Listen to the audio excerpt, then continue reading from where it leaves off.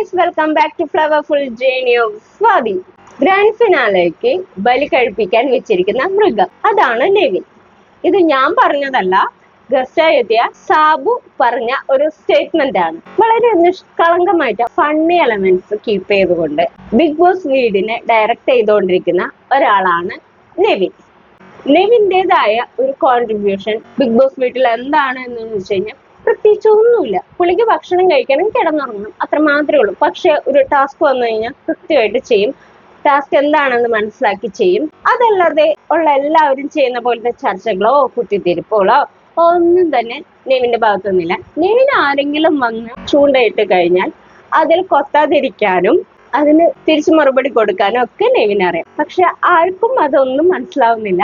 നെവിൻ ഈ കോമാളിത്തരങ്ങളും ഈ ഭക്ഷണം കഴിപ്പും ഒക്കെ ചെയ്തുകൊണ്ട് കൊച്ചുകുട്ടികളുടെ മനസ്സ് നല്ല രീതിയിൽ കീഴടക്കിയിട്ടുണ്ട്.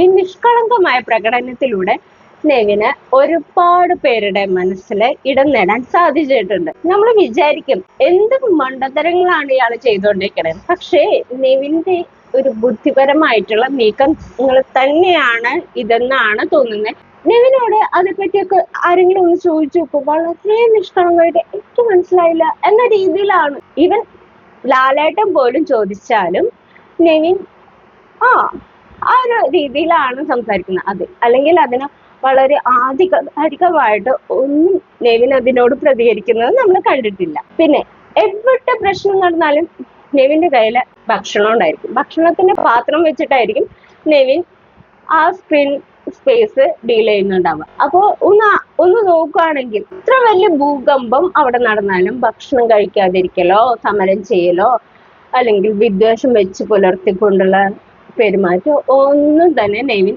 ഇതുവരെ ചെയ്തിട്ടില്ല. അത് ആളുടെ ഒരു പോസിറ്റീവ് ക്വാളിറ്റിയാണ്. എന്തൊക്കെ അവിടെ നടന്നാലും അതൊന്നും തന്റെ ജീവിതത്തെ ബാധിക്കില്ല എന്ന രീതിയിലാണ് നെവിന്റെ ഒരു റിയാക്ഷൻ. പിന്നെ പറയുകയാണെങ്കിൽ നമുക്കറിയില്ല, നെവിനെ ഒരു കോമാളിയായിട്ടും വീടിന് ഒട്ടും ആപ്റ്റല്ലാത്ത രീതിയിലൊക്കെ നമുക്ക് തോന്നിയേക്കാം. പക്ഷെ നെവിൻ കറക്റ്റ് ആയിട്ട് സ്ക്രീൻ സ്പേസിനെ യൂട്ടിലൈസ് ചെയ്യുന്ന ഒരാളാണ്. ഇപ്പോ ഭക്ഷണങ്ങൾ എടുത്തുകൊണ്ട് പോയി കഴിക്കുന്നു, അതിന്റെ പേരിൽ കുറെ ക്യാമറ സ്പേസ് നെവിന് കിട്ടുന്നുണ്ട്. ഇത്രയും തവണ ഈ ഒരു പ്രവൃത്തി തുടർന്നിട്ടും എത്ര കളിയാക്കലിനിരയായിട്ട് കൂടി നെവിൻ ഇത് തന്നെ ചെയ്തുകൊണ്ടിരിക്കുന്നു. ഒരു പക്ഷെ അതായിരിക്കാം പുള്ളിയുടെ ഗെയിം സ്ട്രാറ്റജി എന്ന് പറയുന്നത്.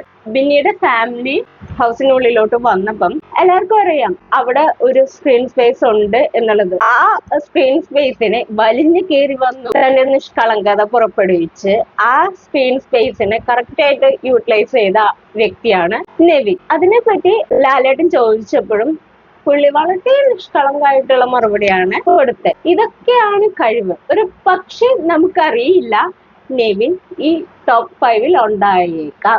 ഇങ്ങനെയുള്ള ഒരു സിറ്റുവേഷനിൽ ഒരുപാട് ഫാൻസ് പുറത്തുള്ള ഒരുപാട് വോട്ട് കിട്ടിക്കൊണ്ടിരിക്കുന്ന നെവിനെ ഒരിക്കലും ബിഗ് ബോസ് വീട്ടിൽ നിന്ന് പുറത്താക്കാൻ സാധിക്കില്ല. നെവിൻ ഇല്ലാതെ ബിഗ് ബോസ് വീട് കടന്നു പോവില്ല എന്നുള്ളത് ബിഗ് ബോസ് ടീമിനും അറിയാം. ഒരു പക്ഷേ ഗ്രാൻഡ് ഫിനാലേക്ക് ബലി കഴിപ്പിക്കാൻ വെച്ചിരിക്കുന്ന മൃഗം എന്ന് സാബു ഉദ്ദേശിച്ചത് അതുകൊണ്ടായിരിക്കാം. ഇത്രയും ഒരു സ്ക്രീൻ സ്പേസ് ഉള്ള ഒരാള് പെട്ടെന്നൊരു ദിവസം ഇല്ലാതായി കഴിഞ്ഞാൽ അത് പ്രോഗ്രാമിന്റെ റേറ്റിംഗിനെ അത് ബാധിക്കും എന്നുള്ളത് ബിഗ് ബോസ് ടീം മനസ്സിലാക്കിയത് കൊണ്ടായിരിക്കാം നെവിൻ ഇപ്പോഴും നിലനിന്ന് പോകുന്നത്.